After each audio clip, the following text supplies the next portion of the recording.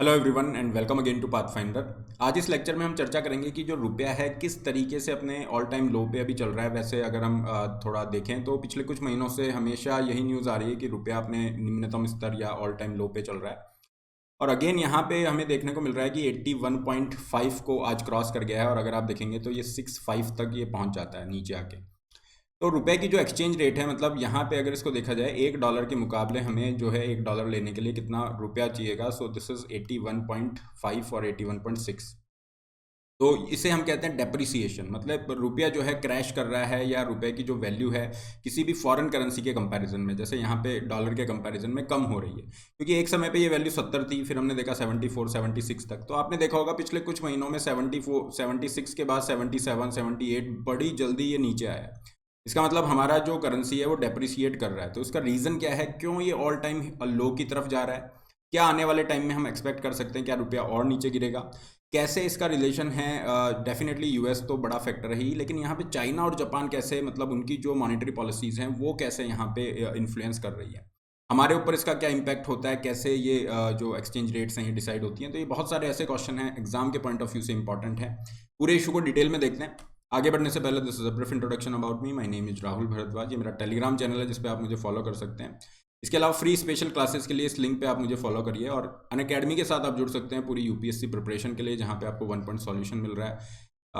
Unlimited access है classes का, पूरे नोट्स मिल रहे हैं, टेस्ट सीरीज आपको मिलती है इसी सब्सक्रिप्शन के साथ। और अभी आपको 20% ऑफ दिया जा रहा है। सब्सक्रिप्शन लिंक डिस्क्रिप्शन बॉक्स में है, अपनी नीड के अकॉर्डिंग प्लान चूज करिए and put the code RBLIVE to get the maximum discounts available. देखिए, यहाँ पे सबसे बड़ा रीज़न तो यूएस की तरफ से, जैसे इंडिया में जो सेंट्रल बैंक है वो आरबीआई है, तो यूएसए का जो सेंट्रल बैंकिंग सिस्टम है वो है फेडरल रिजर्व। अब होता क्या है, जैसे आरबीआई इंडिया में इन्फ्लेशन को कंट्रोल करने के लिए अपना प्रयास करता है, इन्फ्लेशन कंट्रोल करने के लिए मनी सप्लाई को कम करता है, मनी सप्लाई कम करने के लिए क्या करेगा, इंटरेस्ट रेट को बढ़ा देगा। तो इसी तरह से हम देख रहे हैं यूएसए में पिछले कुछ समय से काफ़ी ज़्यादा इन्फ्लेशन है। जैसा आप यहाँ देख पा रहे हैं 40 ईयर्स का रिकॉर्ड तोड़ चुकी है इन्फ्लेशन। और अभी थोड़ा सा ज़रूर थोड़ी राहत है, लेकिन इस वजह से, ये इतने ज़्यादा इन्फ्लेशन होने की वजह से यूएस का जो सेंट्रल बैंकिंग सिस्टम है या जो फेडरल रिजर्व है उसने क्या किया, यहाँ पे इंटरेस्ट रेट को इंक्रीज़ करना स्टार्ट किया। ताकि क्या होगा, मनी सप्लाई कम होगी, मनी सप्लाई कम होगी तो मार्केट के अंदर जो है इन्फ्लेशन, ओवरऑल अगर हम देखें इन्फ्लेशन थोड़ा सा कम होगा। अब यहाँ पे यूएस जिस तरीके से अपनी मॉनेटरी पॉलिसी पे जा रहा है वो मतलब क्योंकि देखिए मनी सप्लाई अगर कम होती है तो वो रिसेशन का प्रेशर क्रिएट करती है। रिसेशन जिसे हम कहते हैं, मंदी भी कहते हैं सामान्य भाषा में। इसका क्या मतलब होता है कि मार्केट में डिमांड कम हो जाएगी। डिमांड कम हो जाएगी क्यों? क्योंकि मार्केट में पैसा कम हो रहा है। इससे क्या होगा, प्रोडक्शन भी कम होगा, प्रोडक्शन कम होगा, जॉब कट होंगी। तो इस तरीके से ये रिसेशन की तरफ प्रेशर क्रिएट कर रहा है। और यहाँ पे जो यूएस का जो सेंट्रल बैंक है या यूएस फेडरल रिजर्व है वो यहाँ पे ग्लोबल रिसेशन के फियर के बाद भी अपनी जो मॉनेटरी पॉलिसी है, जिसे हम कहेंगे टाइट मॉनेटरी पॉलिसी है या हॉकिश मॉनेटरी पॉलिसी है, उसके साथ कंटिन्यू कर रहा है।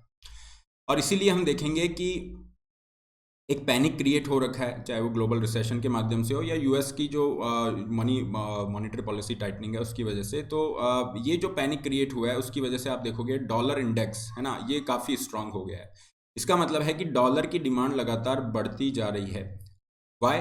क्योंकि यहाँ पे जिस तरीके से इंटरेस्ट रेट हाइक चल रहा है और इन्फ्लेशन साइकिल ये जिस तरह से चल रहा है, क्योंकि देखिए आपने क्या किया है, टाइट मॉनेटरी पॉलिसी की है तो मार्केट में डॉलर की सप्लाई कम हो गई है। जब किसी चीज़ की सप्लाई कम होगी तो उसकी डेफिनेटली डिमांड अगर बढ़ रही है लगातार तो वो अप्रिशिएट यहाँ पे करेगा, मतलब उसकी प्राइस बढ़ेगी। तो ये रुपए के कंपैरिजन में नहीं हुआ है, ये अक्रॉस द ग्लोब आप देखोगे, चाहे पाउंड है या फिर चाइनीज़ करेंसी की हम बात करें, जापानीज येन की बात करें, हर जगह पे ये हो रहा है। Indian rupees likely to remain weaker.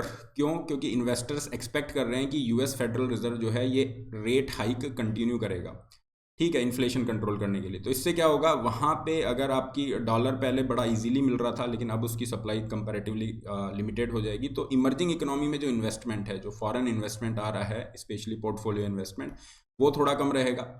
Interest rate US increase कर रहा है तो उससे क्या होगा, बॉन्ड यील्ड भी बढ़ेंगी, और बॉन्ड यील्ड बढ़ने का मतलब है कि लोगों के लिए यूएस के अंदर ही इन्वेस्ट करना ज़्यादा अट्रैक्टिव होगा। तो इंडिया जैसी इकोनॉमी के अंदर डॉलर का जो इन्फ्लो है वो थोड़ा वीक होगा, उससे भी हमें थोड़ा सा नुकसान यहाँ पे होगा। फिर हम देखते हैं कि जिस तरीके से अभी दोनों जैसे यूएस की जो मॉनेटरी पॉलिसी है, ये तो हमने देखा कि टाइट मॉनेटरी पॉलिसी है, मतलब आप मनी सप्लाई को कम कर रहे हो। लेकिन हम देख रहे हैं कि जो जापान है या चाइना है, वहाँ पे थोड़ा अलग चल रहा है। उन्होंने एक्सपेंशनरी मॉनेटरी पॉलिसी फॉलो किया हुआ है, मतलब डॉविश मॉनेटरी पॉलिसी इन्होंने फॉलो किया हुआ है। तो यहाँ पे लगातार इनकी सप्लाई आपकी बढ़ती जा रही है, इंटरेस्ट रेट कम है, तो उसकी वजह से भी आप देखेंगे कि कहीं ना कहीं डॉलर स्ट्रांग हो रहा है। और येन और युआन, ये जो दो करेंसी है, क्योंकि एशिया के अंदर ये दो करेंसी बहुत मेजर हैं। जापान और चाइना वर्ल्ड की सेकंड लार्जेस्ट इकोनॉमी है, जापान थर्ड लार्जेस्ट इकोनॉमी है। तो ये इन्वेस्टमेंट के लिए बहुत मतलब अच्छी मानी जाती हैं, स्पेशली इन्वेस्टमेंट पर्पज से अगर आप देखोगे तो ओवरऑल एक सेंटीमेंट दे रही हैं इन्वेस्टर को। और यहीं पे अगर आपके दिक्कत हो रही है ना, तो फिर इन्वेस्टर्स क्या है, इन्वेस्ट नहीं करेंगे, जिसका पूरा नुकसान होगा एशिया की पूरी इकोनॉमी, ओवरऑल रीजन को नुकसान होगा। और इन्वेस्टमेंट एशिया में सफ़र होता है तो डेफिनेटली इंडिया को भी नुकसान हो रहा है। This is again one of the reason. तो डॉलर जितना ज़्यादा ये स्ट्रांग हो रहा है, जितना ज़्यादा डॉलर स्ट्रांग होगा और ये जो करेंसी परफॉर्म नहीं कर पाएंगी, तो इन्वेस्टर क्या करेंगे, इन्वेस्टर यहाँ पे सेफ ऑप्शन की तरफ जाएंगे। उनको लगेगा ये करेंसी तो बहुत ज़्यादा फ्लक्चुएट कर रही है और इस तरह से, so they will definitely go for the dollars, तो डॉलर की डिमांड और ज़्यादा बढ़ेगी।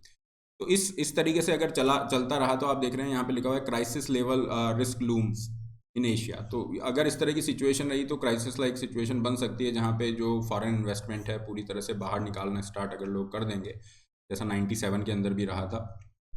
तो एक ये रीज़न भी है। और जब तक इन्फ्लेशन वाले फ्रंट पे कोई मतलब राहत नहीं मिलती है, तब तक ये यूएस की तरफ से टाइट मनी पॉलिसी भी चलेगी।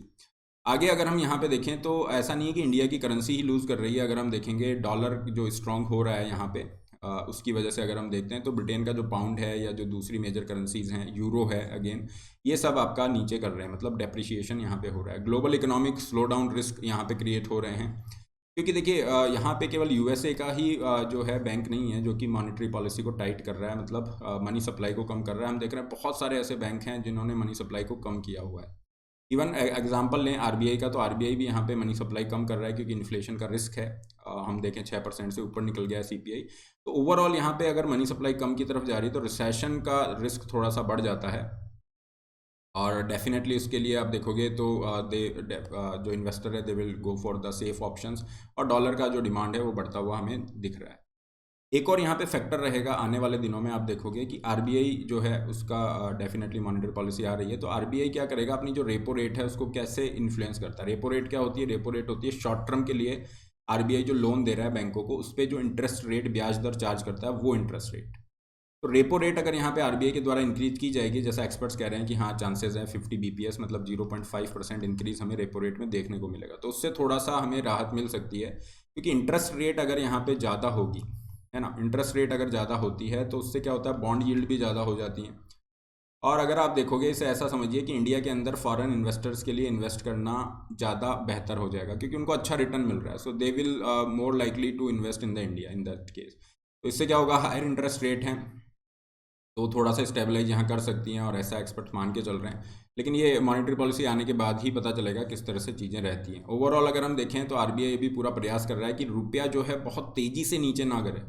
जैसा हमने देखा एक समय पे 70 था, फिर 76 हुआ, अभी बहुत जल्दी 80, अभी 80 को क्रॉस करके 81.6 पे चला गया, मतलब 82 चला जाएगा। इतनी जल्दी से रुपया जब डेप्रिशिएट कर रहा है, तो आरबीआई इस थोड़ी वॉलेटिलिटी को कंट्रोल करता है। अपना जो फॉरेक्स रिजर्व है, फॉरेन एक्सचेंज जो रिजर्व है, उससे पैसा क्या करता है, डॉलर को मार्केट में डालता है। क्योंकि देखिए एक्सचेंज रेट कैसे डिसाइड हो रही है, जैसे अभी हमने देखा $1 है, ये 81.5 पे चल रहा है ना, तो किसी समय पे ये रहा होगा 70 पे, क्लियर, या फिर हम माने कभी $1 1 रुपये के बराबर रहा होगा। फिर क्या हुआ, नेक्स्ट टाइम आपने देखा कि यहाँ जो इंडियंस हैं वो डॉलर की डिमांड ज़्यादा कर रहे हैं इन कंपैरिजन जो रुपए की डिमांड आ रही है। तो हम देख रहे हैं कि डॉलर की डिमांड बहुत ज़्यादा तेज़ी से बढ़ रही है, तो उस केस में क्या होगा, रुपया डेप्रिशिएट करता जाएगा, है ना। ये $1 है, फिर 10 रुपये के बराबर, 20 रुपये, 30 रुपये, ऐसा करके हम देख रहे हैं ये फाइनली इस तरह से यहाँ पे चल रहा है। और ये तो हमारे सामने की बात है कि कैसे 70 से 80 को इसने ब्रीच कर दिया है। तो ये डिमांड एंड सप्लाई पे फोकस करता है कि अगर डॉलर की डिमांड बहुत ज़्यादा बढ़ रही है और रुपए की डिमांड उस तेज़ी से नहीं बढ़ी है, तो डॉलर मजबूत होगा, मतलब रुपया डेप्रिशिएट करेगा। जैसे ये 81 है, अब 82 पे चला जाएगा। तो यहाँ पे आरबीआई क्या करता है, मार्केट में डॉलर इंजेक्ट करता है अपने फॉरेन एक्सचेंज रिजर्व से, लगभग $580 बिलियन के आसपास है अभी। बहुत सारा पैसा यहाँ पे आरबीआई ने लगाया है ऑलरेडी, ताकि रुपए की जो ये नीचे जा रहा है स्लाइड है उसको थोड़ा मैनेज किया जा सके, है ना। क्योंकि सभी के इंटरेस्ट हैं इस तरीके से। आप देखोगे क्योंकि रुपया अगर डेप्रिशिएट करता है तो जो एक्सपोर्टर्स हैं उनको फ़ायदा होता है, क्योंकि उनके एक्सपोर्ट सस्ते हो जाते हैं, कॉम्पिटिटिव हो जाते हैं। लेकिन हमारे लिए इंपोर्ट महंगा हो जाता है ना। आप बाहर घूमने जा रहे हैं, कोई फॉरेन एजुकेशन है, ये सब चीज़ें महंगी हो जाती हैं। क्रूड ऑयल हम खरीद रहे हैं, इंपोर्ट कर रहे हैं प्रोडक्ट, तो ओवरऑल हमारे यहाँ पे भी इन्फ्लेशन, महंगाई बढ़ती है, ये सारी चीज़ें हैं। तो ये इम्पैक्ट हमने देखा और बेसिकली किस तरह से ये एक्सचेंज रेट पे आपकी चीज़ें चल रही हैं, ये सब हमने इस तरीके से डिस्कस किया। तो आने वाले टाइम में ये तो है कि हाँ डेफिनेटली रुपया जो है नीचे की तरफ प्रेशर रहेगा रुपये पे, है ना, डेप्रिशिएट कर सकता है, क्योंकि ऑलरेडी हमारा करंट अकाउंट डेफिसिट चल रहा है, क्रूड ऑयल की प्राइसेस भी काफ़ी ज़्यादा हैं, और फिर जिस तरीके से ये जो मॉनेटरी पॉलिसी चल रही है यूएस की तरफ से, ये सारे प्रेशर ही यहाँ पे रुपये के ऊपर बहुत ज़्यादा एक डाउनवर्ड प्रेशर बना के रखें। So this is all. Session का पीडीएफ जो है आपको टेलीग्राम चैनल पे मिल जाता है। मेरा टेलीग्राम चैनल है जिसे आप टेलीग्राम पे डाल के सर्च कर सकते हैं, यहाँ पे जुड़ सकते हैं। इसके अलावा और बहुत सारे सेशन हैं जो आप फ्री एक्सेस कर सकते हैं। अनअकैडमी के साथ आप जुड़ सकते हैं अगर आप 2023, 24 या 25 के लिए तैयारी कर रहे हैं। तो आपको किसी बड़ी सिटी में शिफ्ट होने की ज़रूरत नहीं है, ना लाखों रुपए खर्च करने की ज़रूरत है। इंडिया के टॉप एजुकेटर्स के साथ, और वो सारे रिसोर्सेज जिसमें टेस्ट सीरीज है, आंसर राइटिंग है, डाउट क्लियरिंग सेशंस है, कंप्लीट नोट्स हैं, ये आपको केवल 46,000 की फीस के साथ अवेलेबल हो जाते हैं घर बैठे। सब्सक्रिप्शन लिंक डिस्क्रिप्शन बॉक्स में। Make sure you are using the code RBLI to get these maximum benefits and personalise guidance. इसके अलावा आपके 29 सितंबर से नए बैचेस स्टार्ट हो रहे हैं जिनके अंदर आप सिलेबस पूरा कर सकते हैं। इसके अलावा जितने भी एजुकेटर हैं उन सबके कोर्सेज भी फ्री होते हैं आपके लिए। 0% EMI का ऑप्शन भी आपके लिए होता है। टेस्ट सीरीज अगर आप आंसर राइटिंग यहाँ पे स्टार्ट करना चाहते हैं तो यहाँ पे टेस्ट सीरीज भी ज्वाइन कर सकते हैं। और ऑप्शनल का आपको अलग से ऑप्शन भी मिलता है, और एक कॉम्बो ऑप्शन भी होता है। कॉम्बो में क्या होगा, GS और ऑप्शनल दोनों इंक्लूड है, तो थोड़ा इकोनॉमिक हो जाता है। डाउट दरबार के अंदर भी आप पार्टिसिपेट कर सकते हैं। That's all for today. Don't forget to like, share, subscribe. All the best, have a great day.